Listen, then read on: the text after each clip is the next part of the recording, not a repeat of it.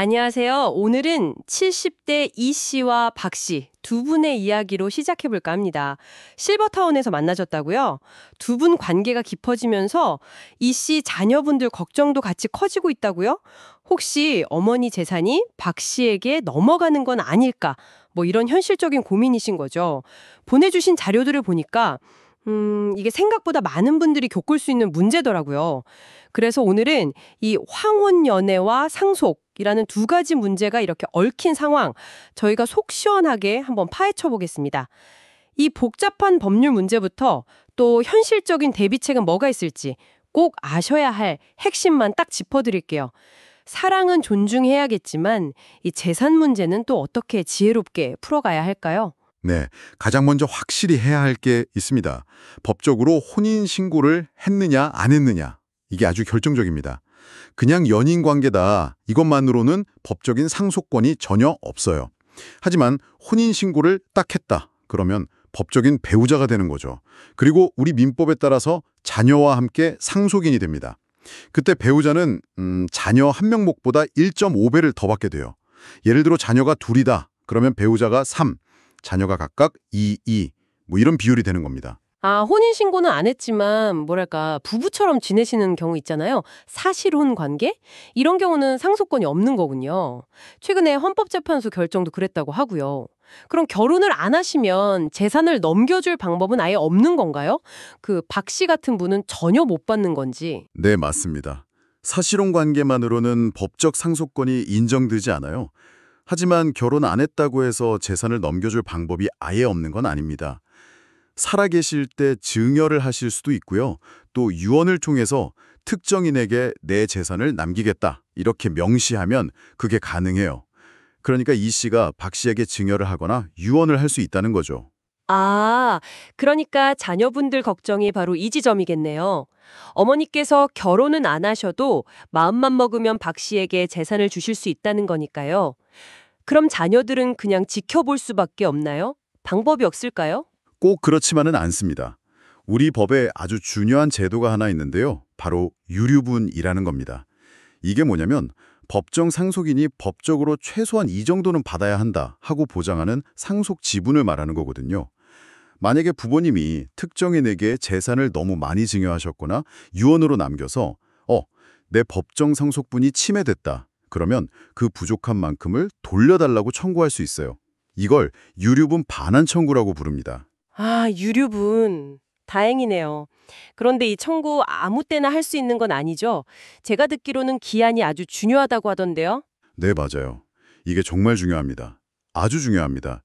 유류분 반환 청구는요, 상속이 시작되고 그 재산 증여나 유언 사실을 안 날로부터 1년 안에 해야 하고요. 또는 그 사실을 몰랐더라도 상속이 시작된 날로부터 10년 안에는 무조건 해야 합니다. 이 기간 딱 정해져 있어요. 이 기간을 놓치면 권리가 그냥 사라져 버립니다. 근데 유류분 제도가 있다고 해도 이걸 실제로 청구하는 과정은 사실 가족 간에 굉장히 큰 갈등을 일으킬 수 있거든요. 그래서 이건 좀 최후의 수단으로 생각하시는 게 좋습니다. 그렇군요. 유류분만 믿고 있을 게 아니라 사전에 분쟁 자체를 막는 게 훨씬 현명한 방법이겠네요. 그럼 자녀 입장에서 할 수 있는 가장 확실한 대비책 뭐가 있을까요? 자료에 보니까 공정증서 유언 이런 게 있던데 이건 어떤 건가요? 네, 그거 아주 좋은 방법 중 하나입니다. 공정증서 유언은 말 그대로 공증인 앞에서 법에서 정한 요건을 딱 맞춰서 작성하는 거거든요. 그렇기 때문에 나중에 이게 진짜 유언이 맞냐, 효력이 있냐 이런 걸로 다툴 여지가 거의 없어요. 아주 적습니다. 부모님께 이런 방식을 좀 정중하게 권유해서 자녀들 몫을 미리 명확하게 정해두는 것, 이게 분쟁 예방에 아주 효과적이죠. 아, 공정증서 유언. 요즘 또 유언 대용 신탁이라는 말도 많이 들리던데 이건 공정증서 유언하고는 어떻게 다른 건가요? 조금 더 간편한 방식인가요? 유언 대용 신탁은요, 살아계실 때 미리 은행 같은 금융기관하고 계약을 맺는 방식이에요. 내가 사망하면 복잡한 상속 절차 거치지 않고 내가 미리 지정한 사람에게 이 재산을 바로 넘겨달라. 이렇게 일종의 예약을 걸어두는 거죠. 공정증서 유언보다는 절차가 좀 더 간편할 수는 있어요. 근데 수수료가 발생하고 또 상품 구조가 꽤 다양하거든요. 그래서 장단점을 잘 따져보고 선택해야 합니다. 혹시 부모님께서 연세가 드시면서 판단력이 좀 흐려지실 경우도 걱정될 수 있잖아요. 그런 경우는요? 네, 맞아요. 그런 경우를 대비해서 후견 제도라는 걸 미리 좀 알아두시는 것도 중요합니다. 부모님이 스스로 재산 관리라든지 아니면 중요한 의사결정을 하기 좀 어려워지실 때가 올 수 있잖아요. 그때 법원이 선임한 후견인, 이걸 성년 후견이라고 하고요. 또는 건강하실 때 미리 지정해둔 후견인, 이건 임의 후견이라고 하는데 이 후견인들이 도움을 줄 수 있는 제도입니다. 이것도 미리 가족들하고 좀 상의를 해두면 좋겠죠. 근데 여기서 제가 좀 강조하고 싶은 건요. 이런 법적 장치들이 부모님이 어떤 살아온 관계나 행복 추구를 막으려는 게 아니라는 점이에요. 특히 실버타운 같은 환경은 사실 비슷한 처지에 계신 분들이 서로 만나서 외로움도 달래고 또 삶의 활력도 찾고 이런 긍정적인 면이 분명히 있잖아요. 맞아요. 관계 자체를 문제 삼을 게 아니라 이 재산 문제에 대해서만큼은 좀 투명하게 소통하고 미리 계획을 세우는 게 중요하단 말씀이시네요. 이 씨 자녀분들처럼 부모님의 행복을 응원하면서도 동시에 현실적인 어떤 안전장치는 마련하고 싶은 그런 마음이실 테니까요. 그렇죠. 다시 처음에 이 씨와 박 씨 이야기로 돌아가서 적용해 보면요. 만약 이 씨가 결혼할 의사가 전혀 없다. 그러면 박 씨는 법적인 상속권은 없습니다. 이건 명확해요. 하지만 아까 말씀드린 것처럼 이 씨가 유언이나 증여를 통해서 박 씨에게 재산을 남겨줄 가능성은 여전히 있는 거죠.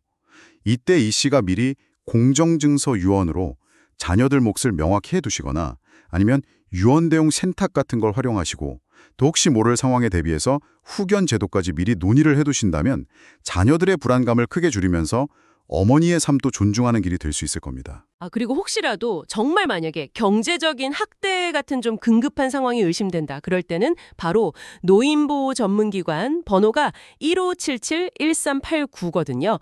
여기나 아니면 112로 바로 연락해야 한다는 점도 꼭 기억해 두시면 좋겠습니다. 자, 오늘 저희가 나눈 이야기들 중요한 포인트만 딱 3가지로 요약해 볼까요? 첫째, 혼인신고를 하면 법적 배우자가 되고 자녀 몫의 1.5배를 상속받는다. 둘째, 결혼 안 해도 유언이나 증여로 재산 이전은 가능하다. 하지만 자녀는 유료분으로 다툴 수 있다. 단, 청구기한, 안날로부터 1년, 상속 개시 후 10년. 이게 매우 중요하다. 셋째, 분쟁을 막는 가장 좋은 방법은 미리 대비하는 거다. 공정증서 유언, 유언 대용 신탁, 후견 제도 등을 활용하자. 네, 부모님의 행복과 자녀들의 안심, 이 둘 사이에서 균형점을 찾는다는 게 참 쉽지 않은 숙제입니다. 오늘 저희가 나눈 이야기들이 지금 당신의 상황에는 어떤 질문을 던지고 있나요? 어쩌면 모든 해결의 시작은 결국 솔직한 대화가 아닐까 싶습니다. 가족 간의 마음을 열고 터놓고 이야기 나누면서 지혜로운 길을 찾아가시기를 바랍니다.